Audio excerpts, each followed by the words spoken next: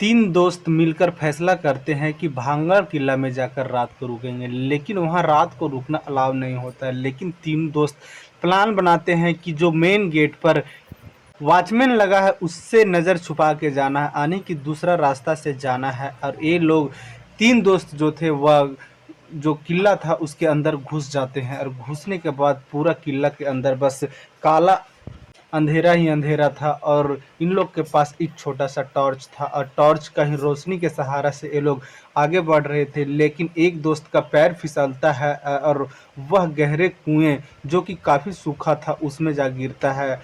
फिर ये दोनों दोस्त उसे निकालते हैं तो उसे गहरा चोट लगा हुआ था, और फिर दोनों दोस्त उसे टांग के लेके जाते हैं गाड़ी के पास और उसे गाड़ी में बिठाकर हॉस्पिटल ले जाने का तैयारी करते हैं। लेकिन रास्ता में गाड़ी जो था वह दुर्घटनाग्रस्त हो जाता है, तीनों लोग का मृत्यु हो जाता है। और फिर यह जो खबर था सुबह के वक्त पूरा लोकल जो गांव था, नज़दीक के गांव था, वहां फैल जाता है। और फिर यह कहानी लोगों को सुनाने जाने लगा, और लोग इस किले से इतना डरने लगे कि फिर इस किले के पास कोई रात के वक्त, शाम के वक्त भी नहीं दिखता है। जो भी टूरिस्ट जाते हैं वह समय से पहले वापस लौट जाते हैं अपने कमरे पे, होटल पे या तो फिर घर पे।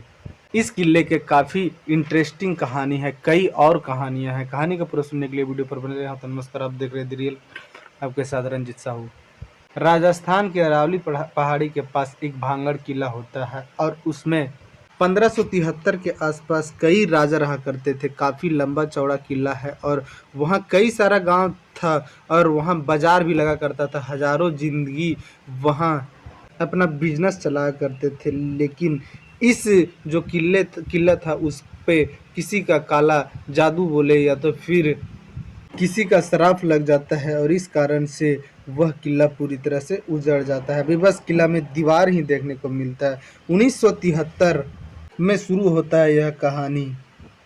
आमेर का राजा भगवान दास अपने छोटे बेटे माधव सिंह के लिए एक नया शहर बनाते हैं।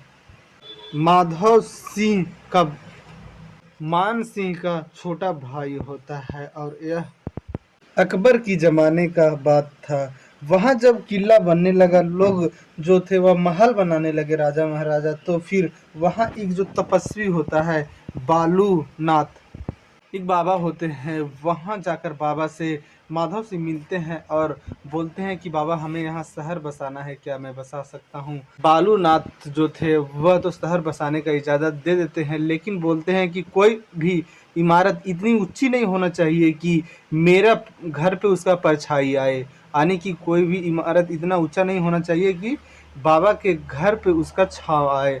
ये जो बात बाबा बोले थे वह स्वीकार कर लेते हैं माधव सिंह, और उसके बाद इमारत बनाना चालू करते हैं।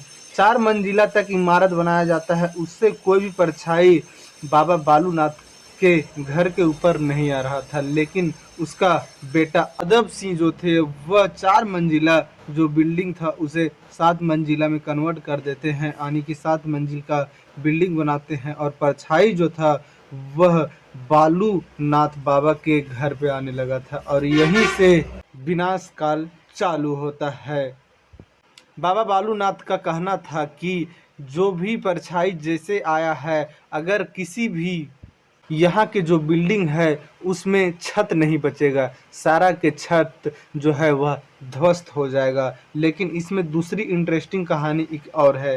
भांगड़ में एक सिरिया नाम के तांत्रिक रहा करते थे जो कि काला जादू करने में माहिर थे, और वहीं के एक राजकुमारी जिसका नाम रत्नावती होता है।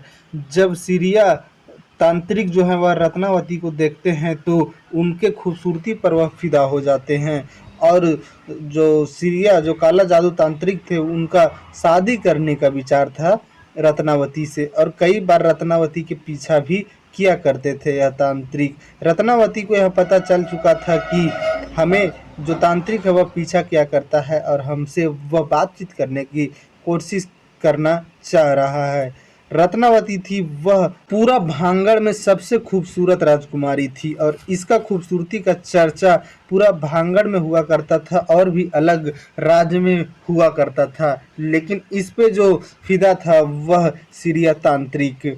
अब श्रिया तांत्रिक एक दिन देखता है कि रत्नावती जो है वह अपने कुछ सहेलियां के साथ वह मार्केट आई हुई है कुछ सामान लेने के लिए और एक परफ्यूम के दुकान पर रुकी हुई है।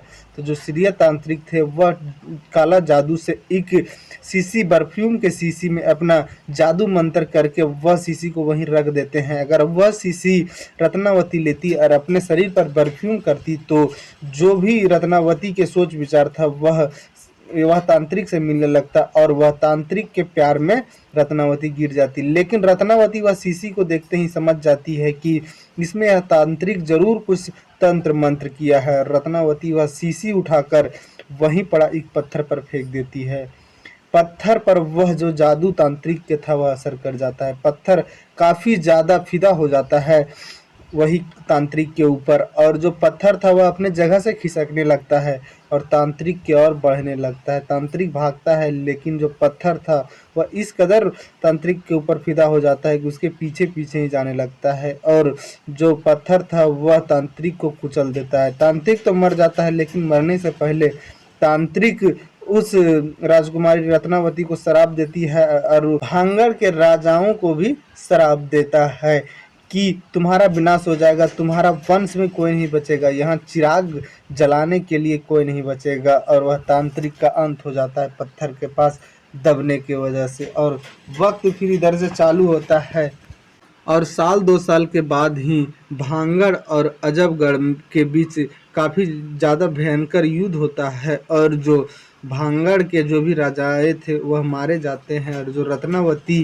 राजकुमारी थी वह भी इस लड़ाई में मारा जाती है और जो इस तरह से सभी राजाएं वहाँ पर ख़त्म हो जाते हैं। लेकिन इस तरह होने के बाद फिर जो भी इमारत का छत था पहला श्राप काम करने लगता है। ये तो तांत्रिक का श्राप था कि सभी लोग का यहाँ अंत हो जाएगा, ये सारा लोग मारा जाते हैं अजबगढ़ के लड़ाई के बीच में। लेकिन पहला जो साधु था वह श्राप दिया था कि छत ध्वस्त हो जाएगा। ये लोग के गुजरने के बाद सारा इमारत का छत ध्वस्त हो जाता है और सिर्फ दीवार ही दीवार बचते हैं। ये लोग वहाँ के लोकल लोग हैं, वह जो भी आते हैं टूरिस्ट घूमने के लिए उनको यह कहानी बताया करते हैं और अपने भी छोटे छोटे बच्चे को भी इस तरह का कहानी सुनाया करते हैं। और जैसे जैसे वक्त आगे बढ़ रहा है वैसे वैसे इसमें और भी कहानियाँ जोड़ा जा रहा है। वहाँ कई तरह के पिक्चर बन चुका है, वहाँ कई तरह के एक्टर आए हुए हैं, कई तरह के प्रोड्यूसर आए हुए हैं। उन लोग का भी वहाँ रुकने के बाद एक ही चीज़ कहना था कि हमें रात के वक्त शाम के वक्त कुछ महसूस होता है कि हमारा पीछे कोई आ रहा है और कोई हमें देख रहा है, कोई हमारे सामने से गुजर रहा है। चूड़ियाँ टूटने का आवाज़ आता है, महिलाएं को रोने का आवाज़ आता है। और कुछ लोग का कहना है कि हम लोग यहाँ रात के वक्त रुके हैं लेकिन हमें किसी तरह का कोई दिक्कत नहीं हुआ है। लेकिन शुरुआत में अगर देखा जाए तो 3 जो लड़के आए हुए थे उनका एक्सीडेंट में मौत हो जाता है तीनों का। यह कहानी भी कहीं सच्चाई नहीं दिखता है इसलिए कि वह तीनों का अस्तित्व कहाँ के था वह भी नहीं पता चल पाता है कि ये लोग रहने वाले कहाँ के थे।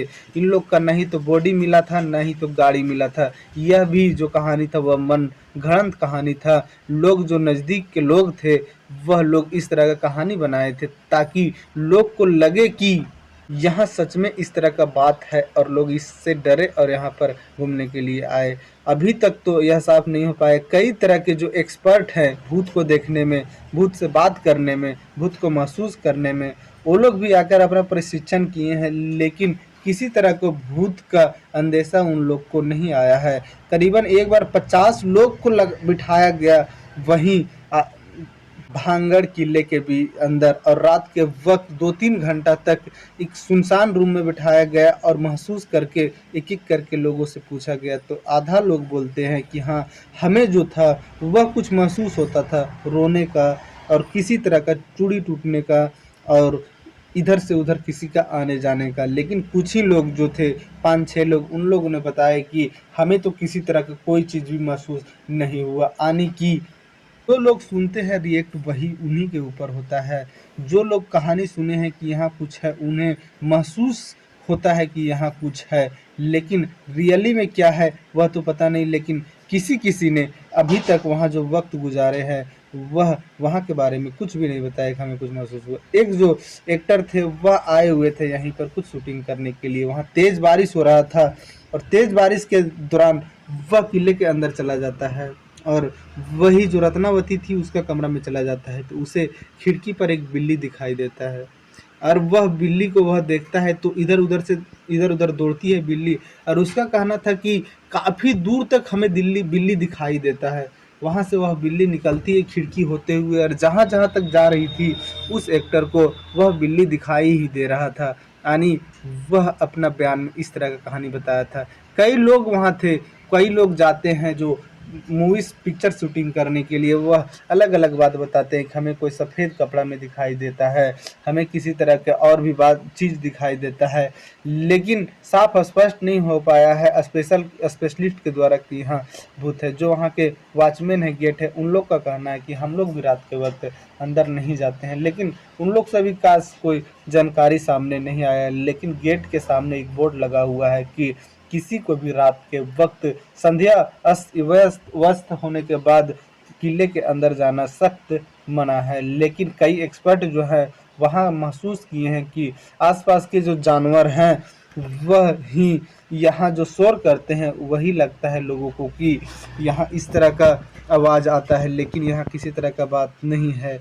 एक जो जीव है हाइनेस, वह अगर रोएगा तो लगेगा कि महिला ही रो रही है और हाइनेस जो है वह काफ़ी ज़्यादा है। चीता भी है और भी कई तरह के जानवर हैं जो कि आवाज़ करते हैं तो लगता है कि कोई महिला रो रही है और किसी तरह के और आवाज़ है, लेकिन सच्चाई यही है कि उस किले में कुछ भी नहीं है।